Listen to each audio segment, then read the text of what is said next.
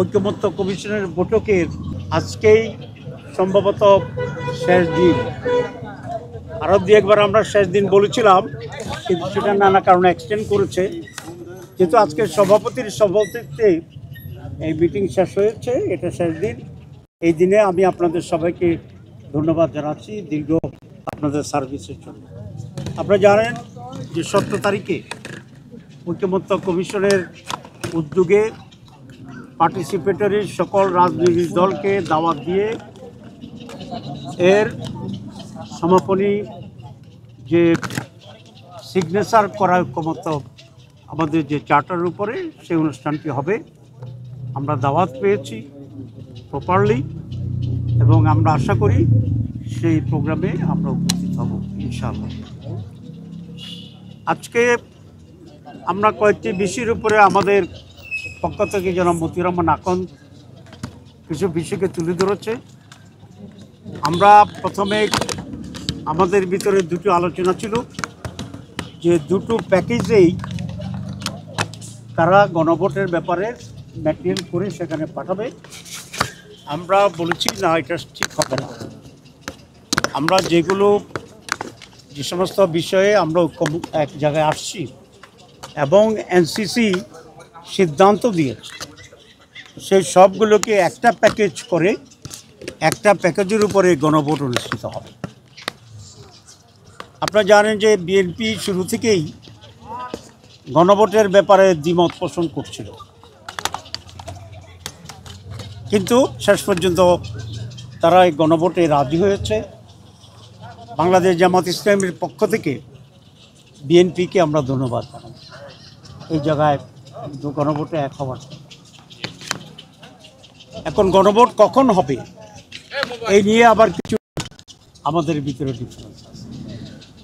আমরা বলেছি গণভোট হচ্ছে রিফর্মস কমিটির জন্য, এটা একটা আলাদা বিষয়, আর জাতীয় নির্বাচন একটি আলাদা বিষয়। 2 নম্বর হচ্ছে গণভোটে এমন কিছু দিক আছে যেগুলো যদি না ভোটে হয় তাহলে তার ভিত্তিতে নির্বাচনের ক্যারেক্টারে কিছু পরিবর্তন হবে। যেমন upper house PR system by voters not by the MP, এই ব্যাপারেই কমিশনের আমরা সকলেই সিদ্ধান্ত গ্রহণ করেছি, আমরা একমত হয়েছি। সুতরাং নির্বাচনের আগেই এই সিদ্ধান্ত জনগণের কাছে পৌঁছতে হবে এবং সেই সিদ্ধান্তের আলোকে জাতীয় নির্বাচনে আপার হাউসের ভোট হবে। যদি এটা নির্বাচনের দিনেই হয়, নির্বাচন দিনে একসাথে, তাহলে আপার হাউস তো নির্বাচন দিন পর্যন্ত আর পাস হইল না, হানার জন্য অপেক্ষাতে হয়ে গেছে। তো হানা যদি আমরা বলি যে হা হয়েছে, তাহলে কি একটা আবার নির্বাচন হবে আপার হাউসের জন্য? এটা একটা উদ্ভট টাইপের আলোচনা। কেউ কেউ বলছেন যে লোয়ার হাউসে যে ভোট পাবো আমরা, যদি হানাতে জয় হয় সেই প্রপোর্শনে আমরা আপার হাউসকে অ্যাকসেপ্ট করে নেব এবং সেভাবে ডিস্ট্রিবিউশন হবে।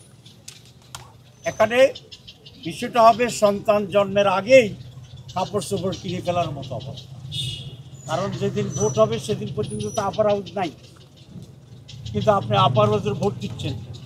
তো সেজন্য নাই যেটা সেটির উপরে ভোট হয়। কিন্তু দ্যাট পার্সপেক্টিভ যদি ইফেক্ট দিতে বলেন তাহলে সাংবিধানিকভাবে এখানে জটিলতা হইতে পারে, কারণ যেটা অস্তিত্ব নাই সেটির উপরে আগে ভোট, যেটা আমরা বলি গাড়ির আগে ঘোড়া জুড়ে দেওয়ার মতো অবস্থা, ঘোড়ার আগে গাড়ি জুড়ে দেওয়ার অবস্থা। সেই জন্য 2 সমস্যা হবে। একই দিন যদি হয় তাহলে বিএনপির লোকেরা মরিয়া হয়ে চাইবে ধানের শীষের ভোট বাড়ানো। আমাদের জামাত ইসলামীর লোক বা অন্য দলের লোকেরা তার শর্ষা মার্কা জামাতের পাল্লা মার্কায় ভোট দেওয়ার জন্য জানছেন। ঐকমত্য কমিশনের ব্যালট আছে কি না এটা দলীয় লোকদের আর মাথায় থাকবে না, কারণ যে কোনোভাবে জিতে হারার কষ্ট। আমরা তো ভোট করছি, ইলেকশনের দিন ক্যান্ডিডেটেরও মাথা ঠিক থাকে না, সমর্থক ভোটারদেরও মাথা ঠিক থাকে। সেই জন্য যেটা হবে যে আইদার ভোট ধানের শীষ পাবে, নয় জামাত পাবে বা অন্য দল যারা তারা পাবে। ঐকমত্য কমিশনের ব্যালট সাথে লইয়া আমাদের বামুনিরা বাড়ি তুলবে। ভোট কাস্টিং হানা ভোটে একেবারেই অপ্রতুল হবে, কারণ সেদিন এটা কোনো গুরুত্বই থাকবে না। আপনি এটা জিতো হা হোক না জিতুক, এটা যারা ভোটার আসবে, প্রার্থী আসবে, কর্মীরা আসবে, এদের এটা কোনো কনসার্ন নেই। সেই জন্যই আমরা বলেছি যে গণভোট আগে হতে হবে। নভেম্বরে আমরা সাজেস্ট করেছি, 2টা গণভোটের নজির আছে, 17 দিন হয়েছে, 21 দিন হয়েছে। নভেম্বরে গণভোট হলে জাতীয় নির্বাচন শুরু করেছে, এটা আমরা চাই, এবং 2.5 মাস তখন সময় থাকবে, দুটি একসাথে প্রস্তুতি চলবে, ইটস পসিবল। সুতরাং এটা আমাদের দাবি।